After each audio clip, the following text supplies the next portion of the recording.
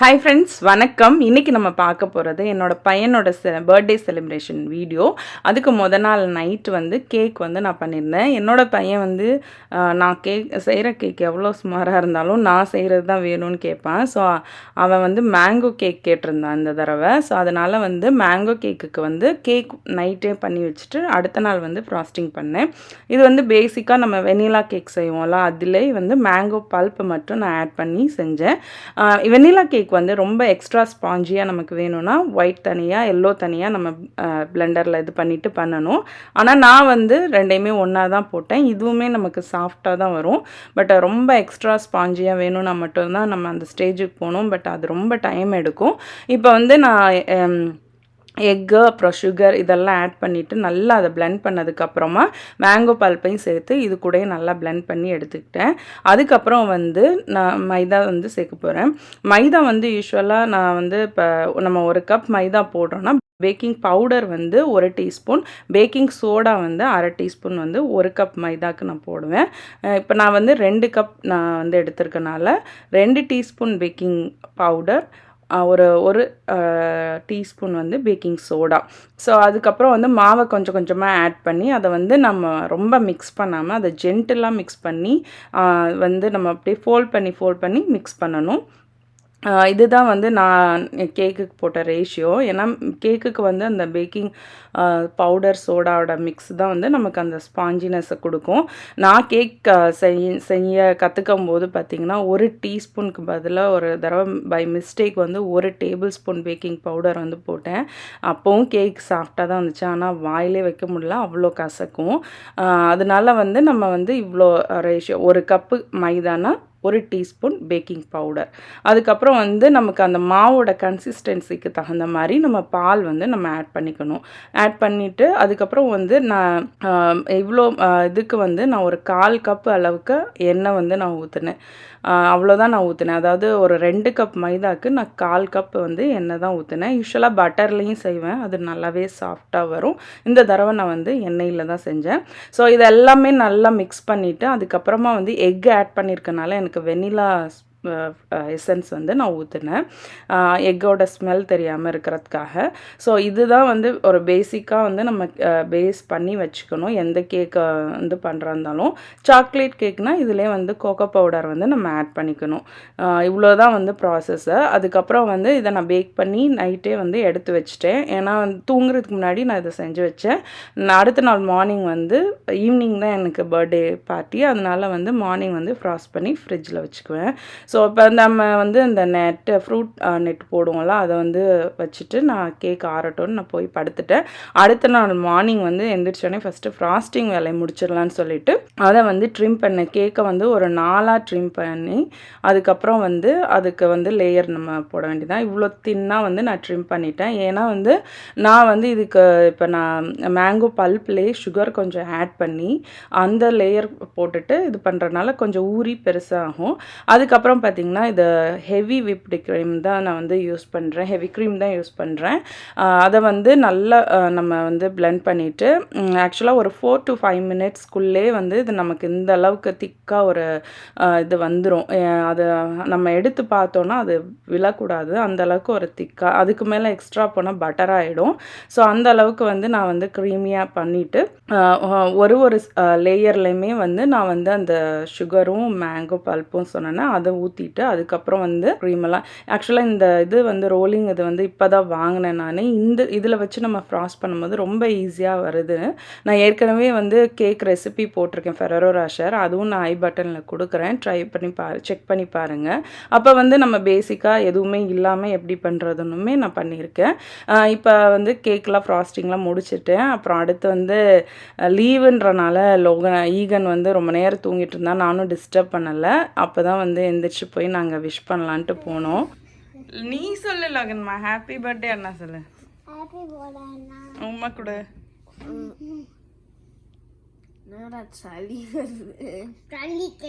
தண்ணி.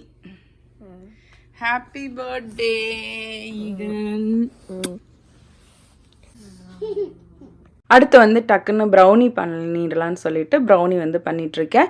ப்ரௌனி வந்து ரொம்ப ஈஸியாக பண்ணிடலாம். ப்ரௌனி ரெசிபியுமே போட்டிருக்கேன். இந்த ப்ரௌனி வந்து நினச்ச நேரம் டக்குன்னு பண்ணிடலாம். அவ்வளோ ஈஸியான ஒரு ரெசிபி இது. ட்ரை பண்ணி பாருங்கள்.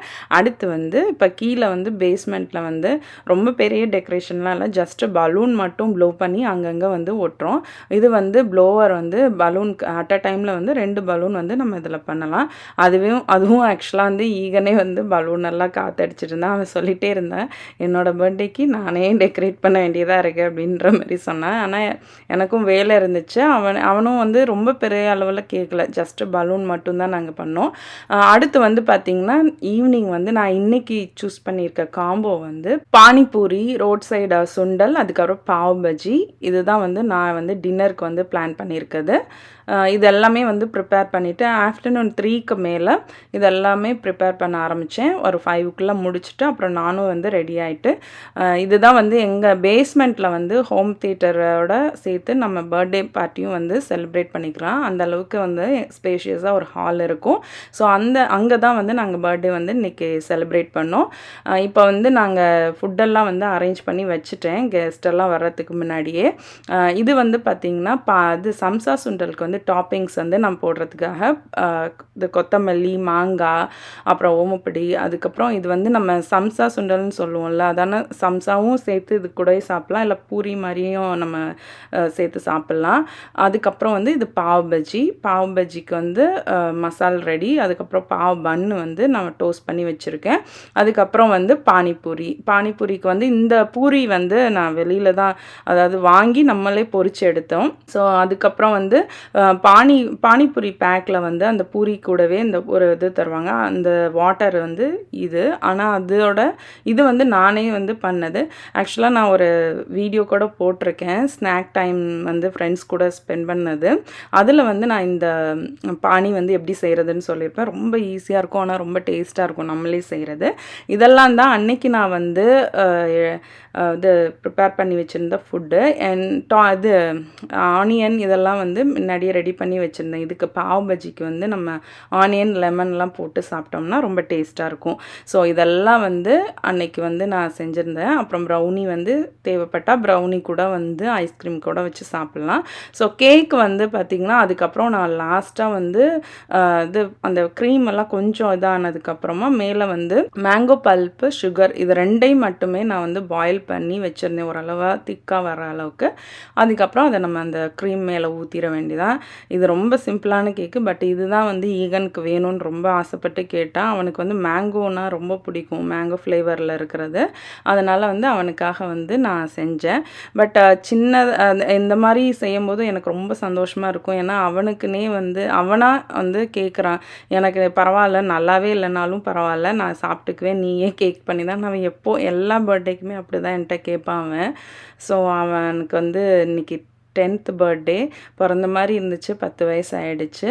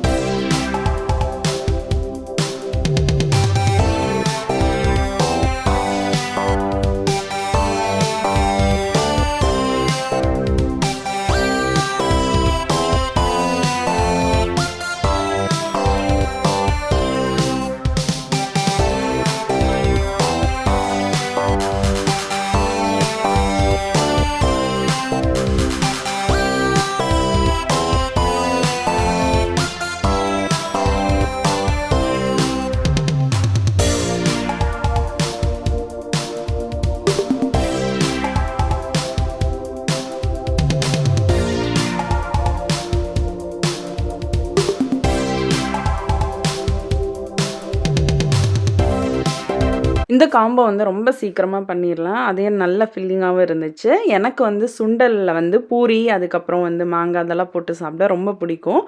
அப்புறம் வந்து ஈகனுக்கு வந்து பாவ் பஜ்ஜினா ரொம்ப பிடிக்கும். அதனால தான் ஆக்சுவலாக அதில் பன்னீர் போட்டு செஞ்சால் அவனுக்கு ரொம்ப பிடிக்கும். எல்லாருமே சாப்பிட்டுட்டு அப்படியே வந்து நாங்கள் டான்ஸ் ஆட ஆரம்பித்தாச்சு. அன்றைக்கி வந்து ரொம்ப சந்தோஷமாக நல்ல ஒரு செலிப்ரேஷனாக முடிஞ்சுது.